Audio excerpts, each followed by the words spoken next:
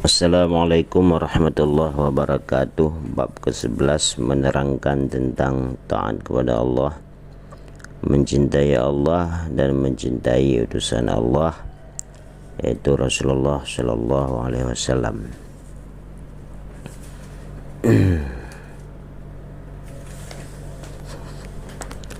Fudail rahimahullahu ta'ala berkata, apabila ditanyakan kepadamu apakah engkau cinta kepada Allah, maka diamlah. Kenapa?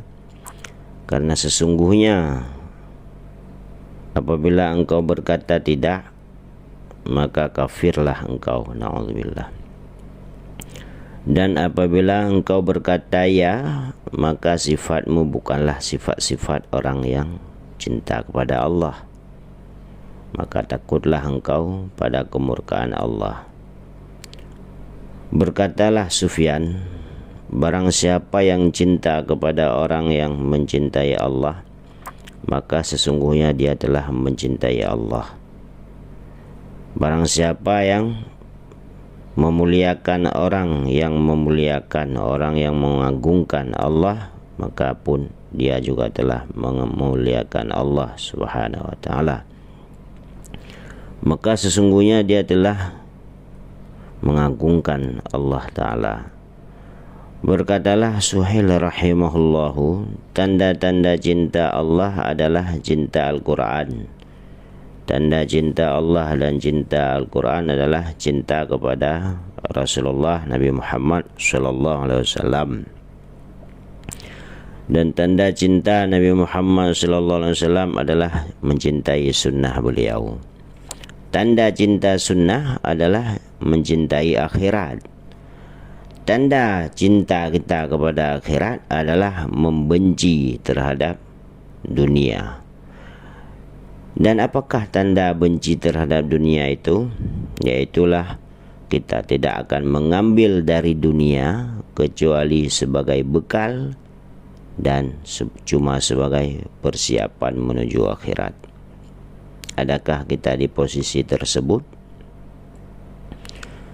Tanda kita mencintai akhirat yaitu kita membenci terhadap dunia. Dan tanda kita membenci dunia adalah mengambil sedikit saja dari dunia, itu pun yang kita ambil sebagai bekal untuk menuju akhirat, bukan untuk kita pergunakan untuk kehidupan dunia, tetapi kita pergunakan untuk menuju jalan akhirat.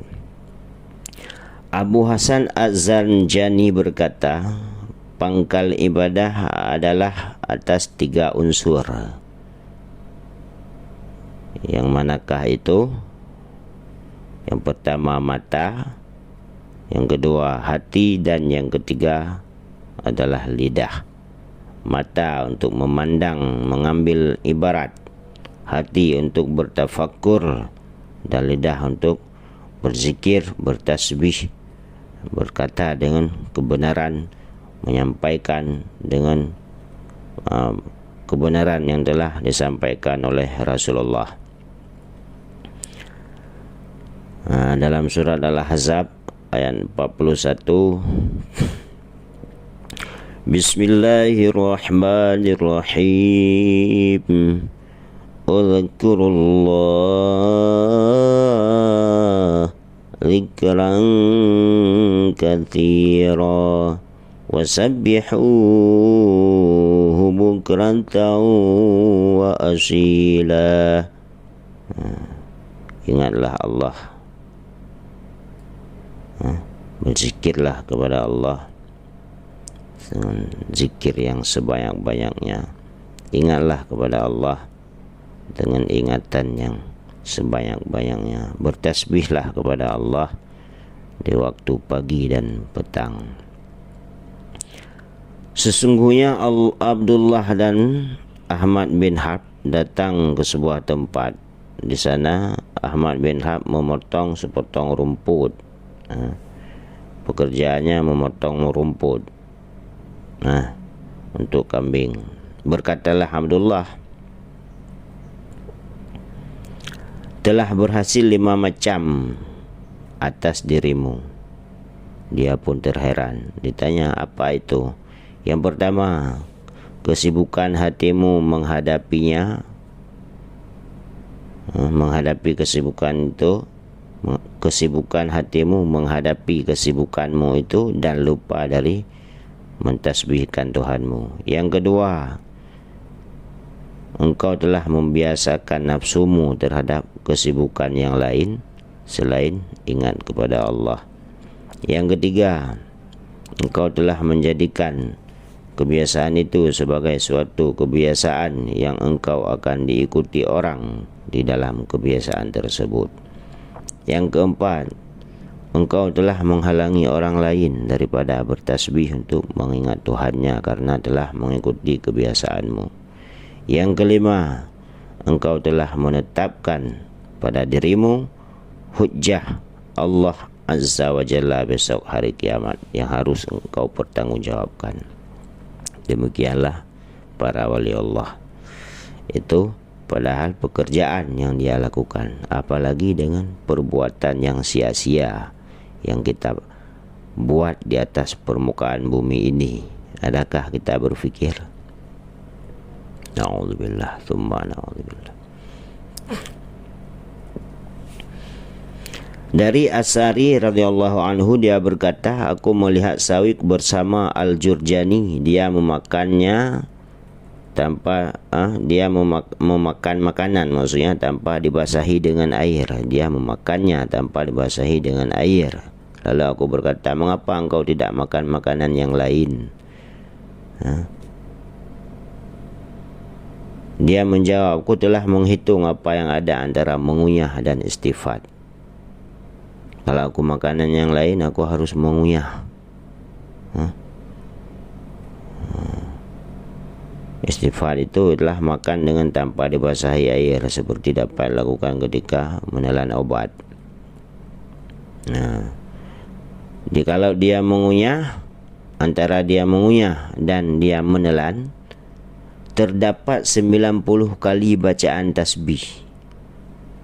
Akhirnya aku tidak mengunyah roti lagi sejak 40 tahun yang lalu. Ya Masya Allah.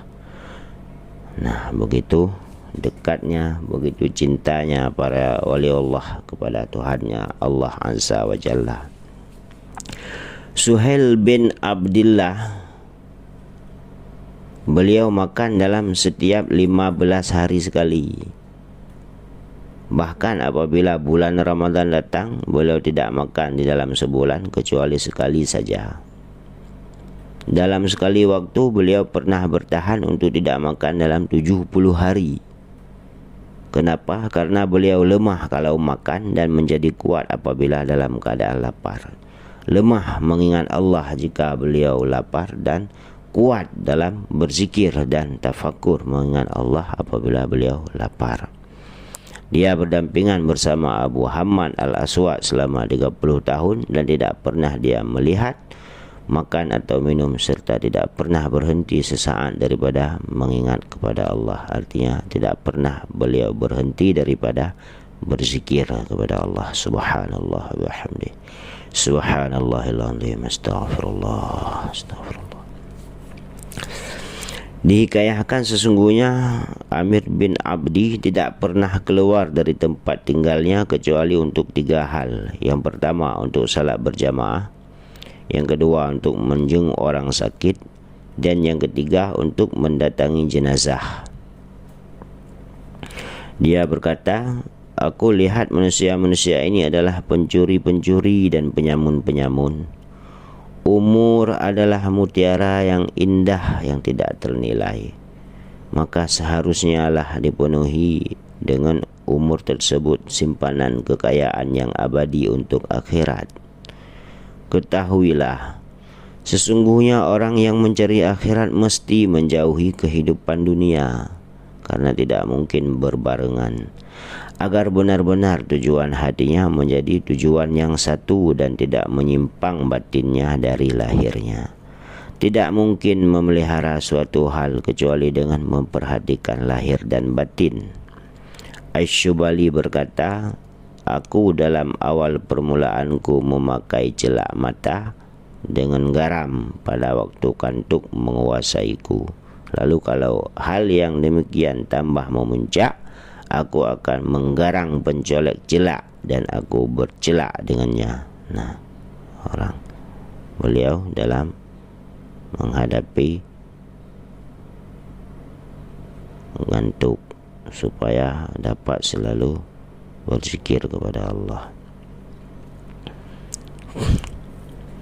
Nah, Umar bin Abdi tidak pernah keluar rumah kecuali untuk 3 hal: untuk menjenguk orang sakit, mendatangi jenazah, dan untuk salat jamaah.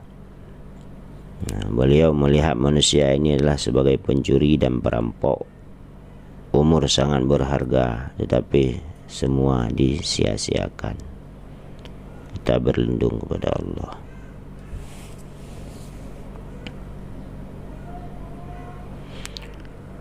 Dari Ibrahim bin Al-Hakim, sesungguhnya dia berkata, ayahku apabila beliau ngantuk, dia masuk ke laut, dia membaca tasbih, dan ikan-ikan di laut mengerumuninya serta membaca tasbih bersamanya. Nah, wali Allah itu. Dan Ibrahim bin Al-Hakim, ayah Ibrahim bin Al-Hakim. Juga dihikayahkan sesungguhnya Wahab bin Munabbih telah berdoa kepada Allah agar dihilangkan darinya tidur waktu malam. Maka Allah hilangkan tidur darinya selama 40 tahun.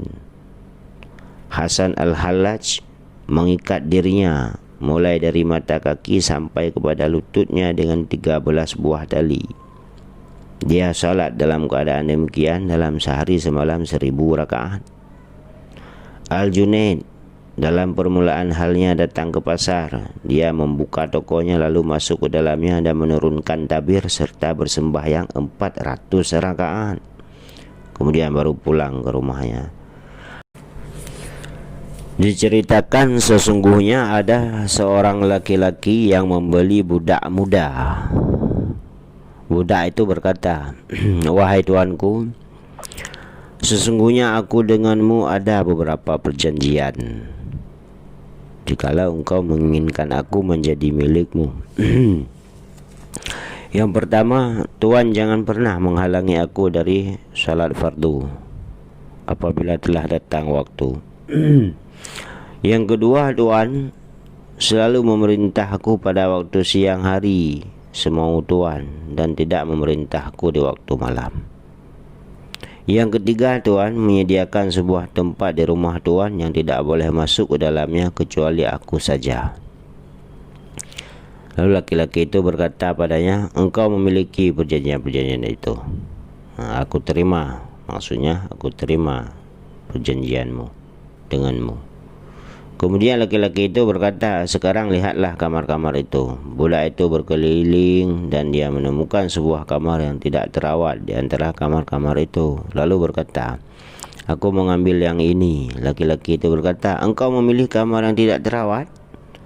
Budak menjawab, bukankah tuan tahu sesungguhnya yang tidak terawat bersama Allah menjadi kebun?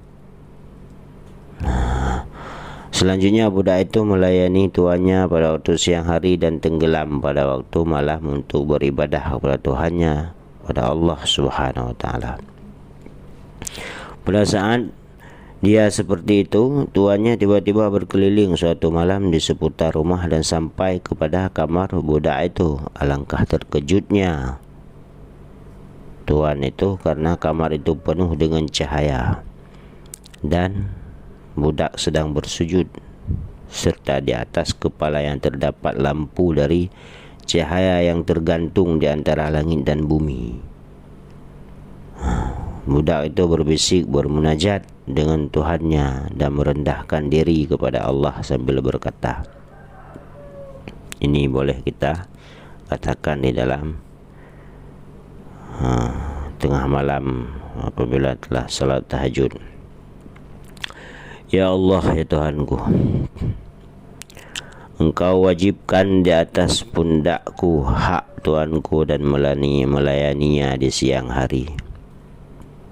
Nah, ini yang boleh katakan oleh seorang budak, maksudnya jika dia telah siap salat tahajud.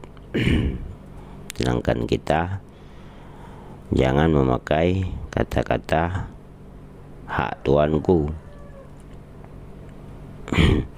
Ya Allah, ya Tuhanku, Engkau wajibkan di atas pundakku hak Tuanku dan melayaninya di siang hari. Seandainya tidak ada itu, tentu aku tidak akan sibuk dalam malam dan siangku, kecuali hanya untuk mengabdi kepadamu. Maka sekarang terimalah alasanku itu, ya Allah. Tuannya selalu memandangnya sehingga pagi lampu itu dikembalikan dan atap kamar menjadi rapat kembali. Dia pulang dan menceritakan semua itu kepada istrinya. Setelah malam kedua datang, dibimbingnya lah tangan istrinya dan datang ke arah pintu kamar budak. Tiba-tiba budak itu dalam keadaan sujud dan lampu ada di atas kepalanya. Mereka berdua berdiri di pintu memandangi budak. Dan tuan itu beserta istrinya menangis hingga pagi menjelang. Mereka menyaksikan ketaatan seorang budak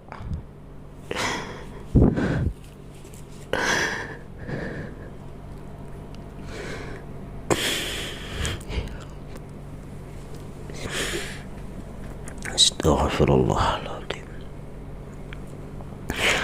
Tuan itu memanggil budak dan berkata,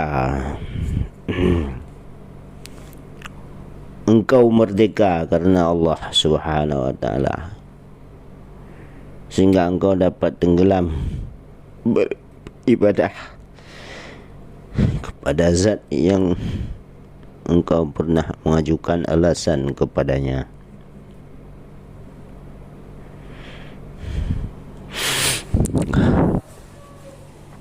Budak itu dibebaskan oleh tuannya dan istrinya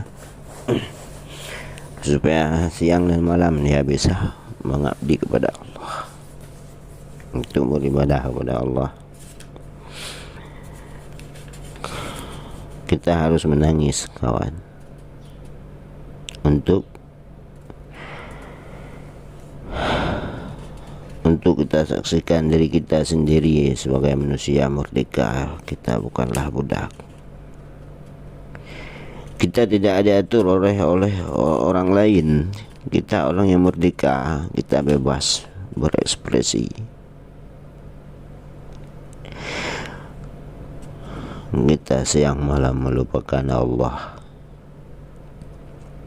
Siang malam kita sibuk dengan keindahan dunia yang fana ini.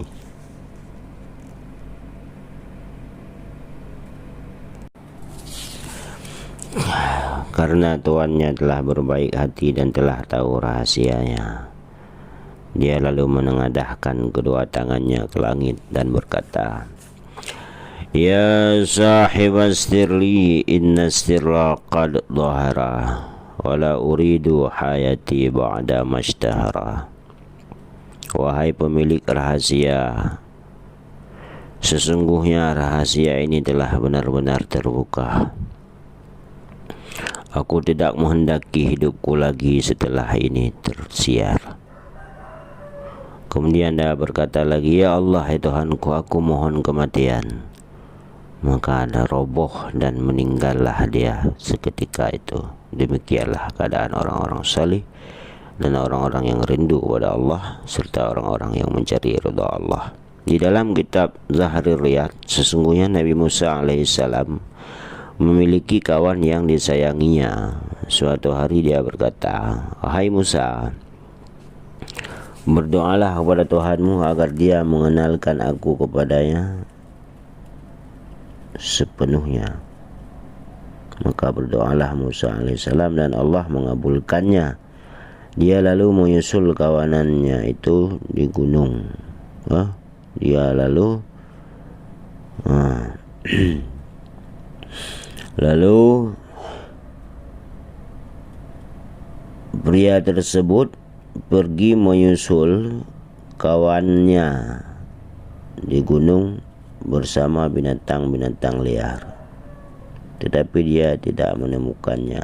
Berkatalah Musa, "Ya Tuhanku, saudaraku dan kesayanganku, aku telah kehilangan dia." Diucapkan kepadanya, "Hai Musa, barang siapa mengenalku dengan sepenuhnya, maka dia tidak akan berteman dengan seorang makhluk pun untuk selama-lamanya."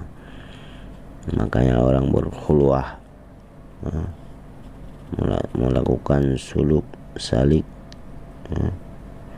di dalam hutan, menyendiri, memisahkan diri dari kawanan manusia, karena orang-orang itu mencari ridha Allah, menunggu janji-janji yang telah Allah sebutkan. Sesungguhnya Nabi Yahya dan Nabi Isa berjalan-jalan di pasar. Seorang perempuan menghadang mereka. Yahya berkata, "Demi Allah, aku tidak mengetahui kejadian itu." Isa berkata, "Maha suci Allah." Maha suci Allah. Kata ini menunjukkan keheranan Nabi Isa. "Tubuhmu bersamaku, lalu hatimu kemana?" Yahya menjawab, "Wahai anak bibi, seandainya hatiku tenang dengan selain Tuhanku dalam sekejap mata, tentu aku berpendapat bahwa aku tidak mengenal Allah."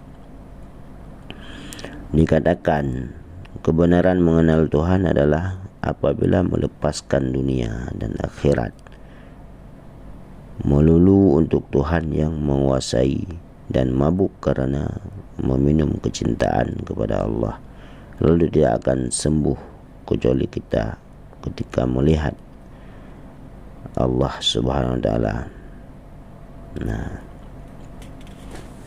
begitulah orang-orang yang cinta kepada Tuhannya Allah Azza wa Jalla.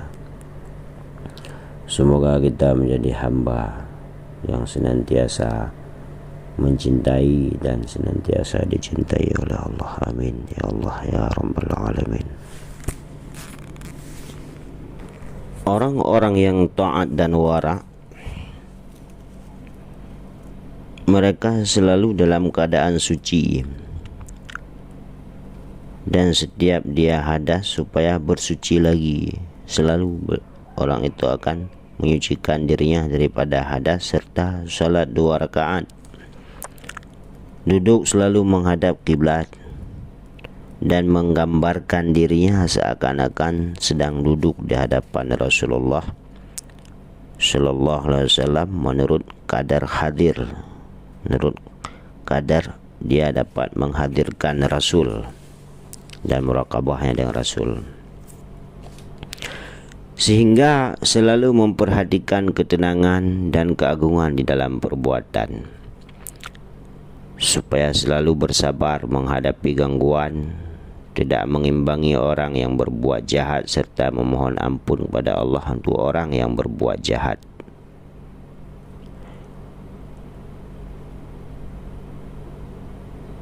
Supaya tidak membanggakan diri dengan amalnya, karena membanggakan diri dengan amal itu adalah sifat syaitan.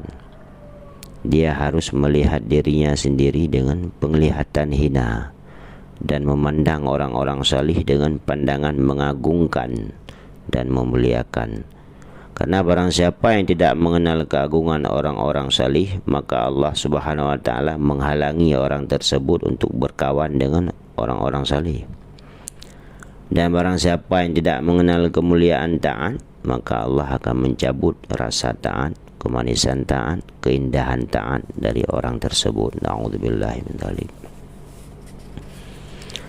Fudail bin Iyad ditanya, dikatakan kepadanya, "Hai Abu Ali, kapan seorang bisa menjadi salih?"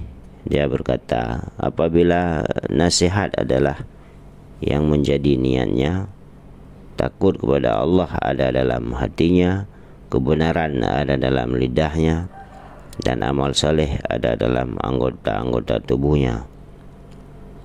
Nah, Allah Subhanahu wa taala berfirman ketika Mi'raj Nabi Muhammad sallallahu alaihi wasallam, Hai Ahmad, kalau engkau ingin menjadi orang yang paling wara, jadilah orang yang mengasingkan dunia dan cintailah akhirat. Beliau bertanya, ya Allah Tuhanku, bagaimana caranya aku mengasingkan dunia? Allah Subhanahu wa taala berfirman, ambillah dari dunia ini sekedar makan, minum, pakaian. Janganlah engkau menimbun untuk hari esok, dan langgengkanlah zikir kepadaku. Beliau bertanya lagi, ya Allah ya Tuhanku, bagaimana caranya aku melanggengkan zikir kepada engkau? Allah berfirman, dengan cara menyendiri dari manusia, dan jadikanlah tidurmu adalah salat dan makanmu adalah kelaparan. Nabi Muhammad SAW pernah bersabda, mengasingkan duniawi akan membuat istirahat hati dan badan. Sedang orang yang rakus terhadap duniawi itu memperbanyak keprihatinan dan kesusahan. Cinta duniawi pangkal dari segala kesalahan. Sedang mengasingkan duniawi itu adalah pangkal segala macam kebaikan dan ketaatan. Subhanallah wa bihamdih, subhanallahil azim, astaghfirullah. Diceritakan sesungguhnya ada sementara orang-orang salih melewati sekelompok manusia, tiba-tiba orang tabib yang menerangkan tentang penyakit dan obat.